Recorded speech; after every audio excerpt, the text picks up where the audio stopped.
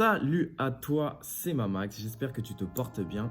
Alors, dans cette vidéo, je voulais revenir sur deux échecs qui sont passés et en fait, je voulais te raconter tout simplement les derniers événements que j'ai pu soit organiser ou co-organiser. Et en fait, les deux derniers événements que j'ai faits ont été des échecs et j'aimerais t'expliquer en fait dans cette vidéo pourquoi avec une petite analyse très simple de qu'est-ce qui n'a pas fonctionné ou qu'est-ce qui a fait que ces événements-là n'ont pas fonctionné, donc vraiment pour moi, pour ma part.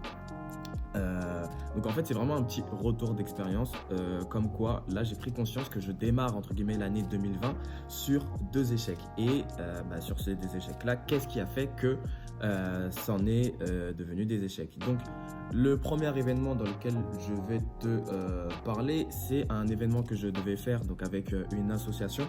Donc c'était une soirée caritative, donc une sorte de gala caritatif que je devais faire, que je devais organiser avec une association. Donc moi je m'occupais vraiment de toute la partie stratégie, communication. Et donc moi j'avais appliqué justement toute ma stratégie, la communication, on avait tout préparé, le niveau organisation était bien, tout était propre. Mais malheureusement cet événement n'a pas eu lieu. Alors pourquoi il n'a pas eu lieu? Tout simplement parce qu'en fait on a eu un problème avec la salle, donc la salle dans laquelle l'événement devait se passer. Franchement, il y avait tout qui était fait, tout était nickel, la communication était lancée. Le système, donc c'était en fait un événement avec droit d'entrée. Et donc tout était en place, la billetterie était en place, il y avait tout ce qu'il fallait, la communication même était assez bien réalisée, sans pouvoir me jeter de fleurs.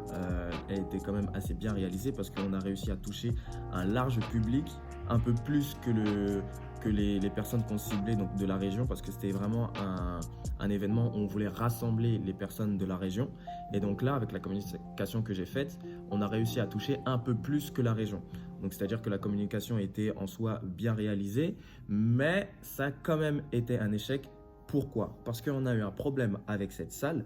Je vais pas citer de nom, mais je vais quand même pouvoir justement un petit peu rentrer dans les détails justement sans citer de nom. Donc le problème qu'on a eu avec cette salle, c'est tout simplement, on va dire, un mauvais accord qu'on a eu donc, avec la réservation de cette salle. Donc donc là, on fait un événement et qu'on veut réserver un lieu, donc on contacte le lieu auquel on veut faire la réservation. Donc vous négociez tout simplement votre prix. Donc ce que l'on a fait, on a négocié nos prix, ils nous ont envoyé tous les devis, les factures, etc. Sauf que il y a eu on va dire un petit changement de personnel avec donc la personne qui réservait, on a eu un petit changement de personnel et la personne n'a pas pris en compte l'arrangement qu'on avait fait avec l'autre personne qui nous réservait la salle. Donc à partir de là, vu qu'on a changé d'interlocuteur, il y a eu, on va dire, un petit problème par rapport à ce niveau-là. Et donc, de ce problème, on est découlé en fait qui demandait tout simplement un acompte plus conséquent que ce qu'on devait verser au départ.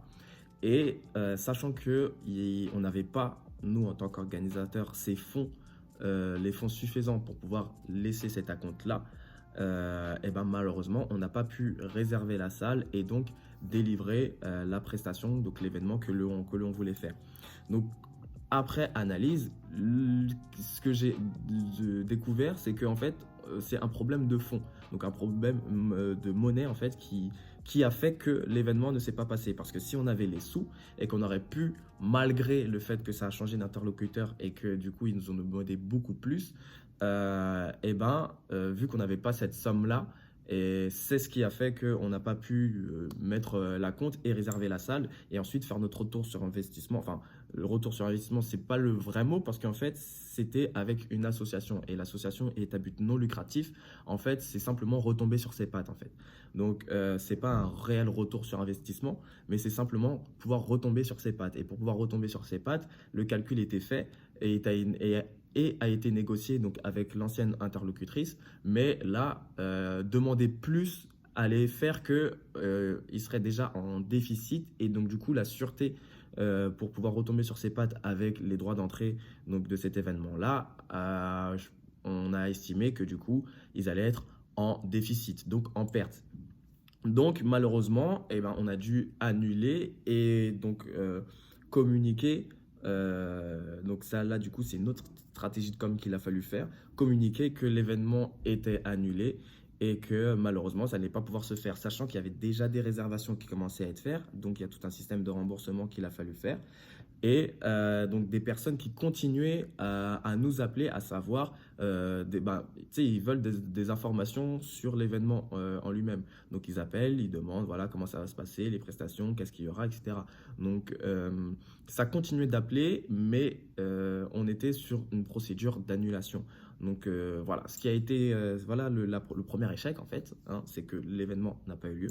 Donc moi je vois ça comme un échec, mais j'en apprends de cet échec. Et j'apprends qu'en fait, malgré les fonds que vous avez, il faut toujours, on va dire, faire en sorte de soit bien négocier pour que si jamais il y a un problème, comme là on a eu un problème et que tout d'un coup il y a le prix qui augmente, pardon, il vous faut des fonds nécessaires pour pouvoir réserver ou tout simplement subvenir aux besoins de la réservation de la salle.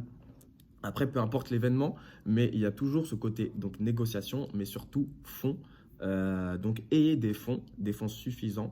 Et si vous estimez que les fonds que vous avez ne sont pas bons ou sont trop élevés, malheureusement, il va falloir essayer de trouver quelque chose pour pouvoir être dans votre budget, quoi. Donc, voilà l'une des premières échecs que j'ai eu. Et la deuxième échec que je voulais partager avec vous, c'était, donc là c'est autre chose, c'est pas moi qui étais en tant qu'organisateur, mais moi simplement en tant que consultant en fait dans la communication marketing, j'aidais donc d'autres personnes à faire leur communication pour un événement qui se passait en Suisse. Et donc la communication a été faite, j'ai fait la communication, mais là c'est plus sur le fait que je devais venir donc à cet événement-là en Suisse, donc me déplacer en Suisse pour réaliser l'événement aussi sur place, pas que faire la com, tu vois. Donc là, on a eu un accord du fait que voilà, on fait la com en amont, bien évidemment pour l'événement, mais ils nous autorisaient aussi à venir donc à l'événement. Et donc je devais tout simplement me rendre en Suisse à cet événement-là. Et malheureusement, je n'ai pas pu y aller. Pourquoi? Mais là, c'est vraiment plus du coup un problème d'organisation parce que donc il y a eu des problèmes avec les trajets, les transports. Je devais partir en train. Donc problème de transport et aussi donc problème d'organisation avec les partenaires qui étaient censés partir avec moi. Donc là, c'est tout un problème d'organisation qui a fait que je n'ai pas pu y aller. Mais pourquoi je pense que c'est un échec? Un, parce qu'effectivement, on s'est mal préparé pour y aller. Et deux, je sais pertinemment que j'ai loupé des opportunités là-bas. Donc le fait de partir là-bas et de aller à cet événement, donc c'était un événement qui allait rassembler d'autres contacts qui allaient pouvoir me profiter au développement donc de mon entreprise. Et le fait de ne pas y être, et forcément j'ai perdu des contacts que j'aurais pu justement développer cette année en 2020. Donc voilà, je vois que du coup c'est un échec parce que je n'ai pas pu m'y rendre, et le fait que je n'ai pas pu m'y rendre, je ne peux pas débloquer de nouveaux clients, et donc en gros je perds des clients dès le début de l'année. Voilà, j'ai déjà perdu des clients potentiels. Donc voilà les deux échecs en fait sur lesquels je relève. Mais j'ai compris pourquoi j'ai fait ces erreurs-là. Enfin, j'ai compris les erreurs et j'ai compris mes échecs. Maintenant, il faut tout simplement faire en sorte que la prochaine fois, ça ne se réalise pas, en fait, enfin, que ça ne se répète pas. Donc, voilà ce que je voulais vous partager dans cette vidéo-là. Maintenant, qu'est-ce qui va se passer en 2020? Donc là, à l'heure actuelle où je fais cette vidéo, on débute l'année 2020. C'est une année où du coup, je vais réellement, on va dire, booster entre guillemets l'entreprise dans laquelle je suis en train de créer, donc l'agence de communication marketing que j'ai.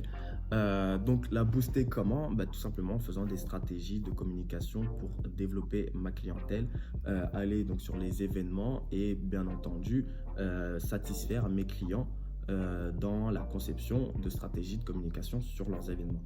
Donc c'est vraiment sur ces sujets-là que je suis basé. Donc si vous aimez tout le côté stratégie marketing communication, élaboration justement de stratégie. Il y a plein de choses qui se passent dans le domaine du numérique et de la communication marketing. Et donc, je vous partage tout ça sur cette chaîne. Donc, si ça t'intéresse, je te laisse à t'abonner à cette chaîne. Si tu as aimé aussi cette vidéo et ces petits retours, je te laisse mettre un petit pouce bleu ou voir un commentaire si tu as déjà vécu ce genre d'échec, ou même si tu as eu des échecs justement en commençant cette année, et ben je te laisse l'expliquer dans les commentaires. Donc voilà, c'était tout pour moi. Avant de partir, je t'ai mis un lien donc dans la description. C'est un lien où je partage mes ressources, donc tous les logiciels, outils que j'utilise pour pouvoir faire mes montages vidéo ou concevoir toutes mes stratégies marketing. Je te mets tout ça dans la description. Tu peux l'avoir, tu peux le recevoir gratuitement. Il suffit juste que tu ailles tu cliques sur le lien et tu suis les instructions et tu l'auras totalement gratuitement. Voilà ce que je voulais vous partager dans cette vidéo. Donc on se retrouve dans une prochaine vidéo. Mais en attendant, n'oubliez surtout pas, foncez dans tout ce que vous faites. Ciao, ciao.